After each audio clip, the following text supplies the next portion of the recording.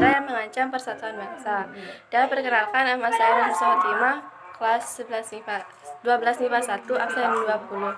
Terima kasih. Wassalamualaikum warahmatullahi wabarakatuh. Pertama adalah PKI Madiun. Pemberontakan PKI 1908 atau yang juga disebut peristiwa Madiun adalah pemberontakan komunis yang terjadi pada tanggal 18 September 1948 di kota Madiun. Pemberontakan ini dilakukan oleh Front Demokrasi Rakyat atau FDR yang terdiri atas Partai Komunis Indonesia, Partai Sosialisasi Indonesia PSI, Partai Buruh Indonesia PBI, Pemuda Rakyat dan Sentra Organisasi Buruh Seluruh Indonesia SBI. Latar belakangnya itu pemberontakan diawali dengan jatuhnya kabinet RI yang pada waktu itu dipimpin oleh Amir Syarifuddin. Karena kabinetnya tidak mendapat dukungan lagi sejak disepakati oleh Perjanjian Revil, lalu dibentuklah kabinet baru dengan Muhammad Hatta sebagai Perdana Menteri. Namun Amir beserta kelompok-kelompoknya sayap kiri lainnya tidak setuju dengan pergantian kabinet tersebut. Kedua adalah DITTI di Aceh. Pemberontakan DI atau TTI di Aceh dimulai pada tanggal 20 September 1953. Dimulai dengan pernyataan proklamasi berdirinya negara Islam Indonesia oleh Daud Baur. Proklamasi itu menyatakan diri bahwa Aceh sebagai bagian dari negara Islam Indonesia atau NII maksud saya.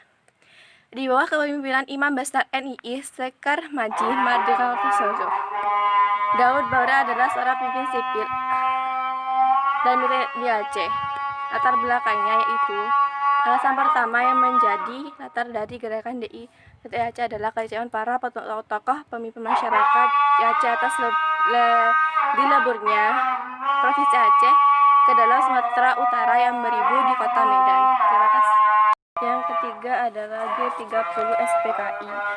G30 SPKI dalam dokumen pemerintah tertulis Gerakan 30 September atau PKI.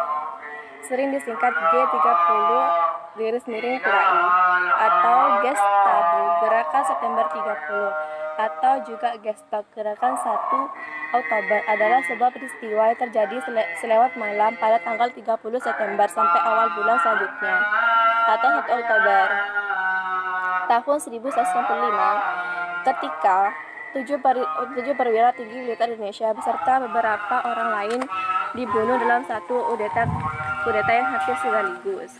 Latar belakangnya yaitu peristiwa yang terjadi pada tanggal 30 September 1965 di mana 6 penjabat tinggi militer Indonesia beserta beberapa orang lainnya dibunuh dalam suatu usaha pemberontakan yang disebut dengan sebagai usaha kudeta yang tunduk kepada anggota PKI, yaitu tokoh-tokoh yang berjuang yaitu DN Aidit, Muso, Amir Syarifuddin, Nyoto, Lukman Soroedin, Soeharto, M. Yasin, Nasution.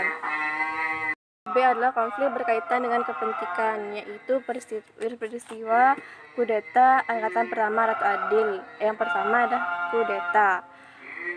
Kudeta 23 Januari adalah peristiwa yang terjadi pada 23 Januari 1950, di mana kelompok milisi Angkatan Perang Ratu Adil atau APRA yang ada di bawah pimpinan mantan Kapten KNIL Raymond Wasterling yang juga mantan Komandan Depot Spesialis Tropel atau Pasukan Khusus KNIL masuk ke kota Bandung dan membunuh semua orang berseragam TNI yang mereka temui. Aksi gerombol ini telah direncanakan beberapa bulan sebelumnya oleh Wasterly dan bahkan telah diketahui oleh pimpinan tertinggi militer Belanda.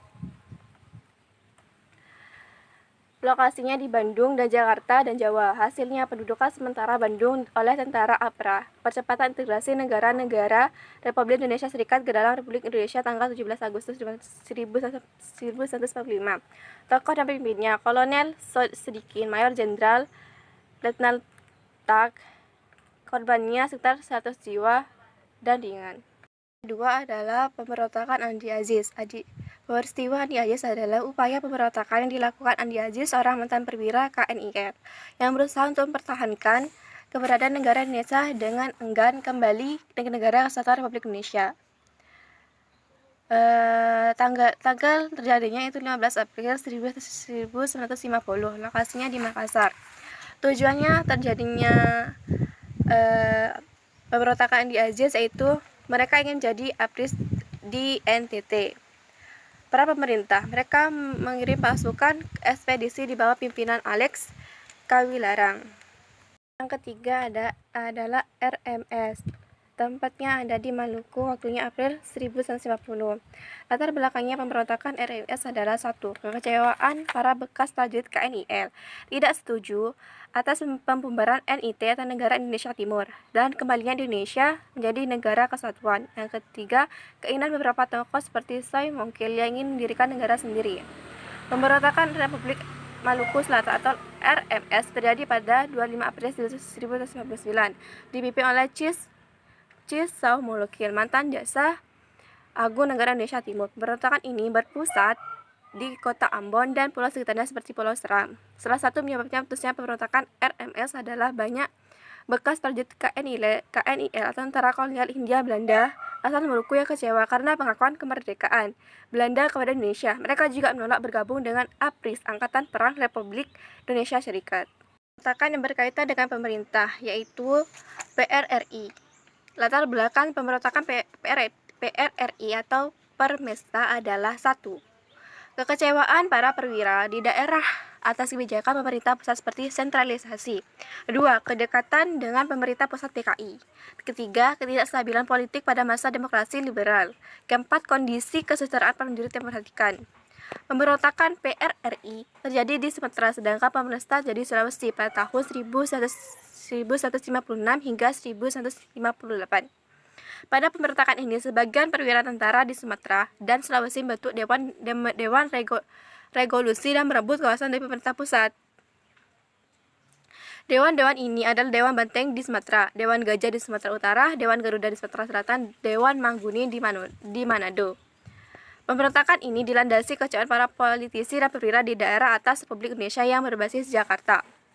Sedangkan tokoh-tokoh yang berkait yaitu KSAP Abdul Haris, Ahmad Hussein, yang ketiga Syarifuddin. Kedua adalah BFO. Latar jadinya persoalan negara federal dan konferensi pembentukan Badan Pemusyawaratan Federal atau BFO pada 27 Mei 1948 dilatar belakangi oleh sikap Belanda yang tidak mau mengakui kedaulatan negara Republik Indonesia, meskipun dalam hal Indonesia telah menyatakan merdeka melalui proklamasi 1945. Kedatangan Belanda pasca proklamasi membuat haluan politik Indonesia berubah. Jika awalnya Indonesia menyatakan sebagai negara kesatuan, maka dengan ancaman kedatangan Belanda, Soekarno mengubah bentuk negara kesatuan menjadi federal yang dipimpin oleh Sajid. Alasannya, Van Mook yang merupakan pemimpin tidak mau berunding dengan Soekarno. Perubahan bentuk negara ini hanya bersifat politis. Tokoh-tokoh yang ada di BFO adalah Soekarno dan MR Tajuddin. Kronologisnya, kedatangan Belanda pasca proklamasi membuat haluan politik Indonesia berubah, maka dengan ancaman Belanda itu Soekarno mengubah bentuk negara federal seperti yang saya jelaskan tadi. Terima kasih.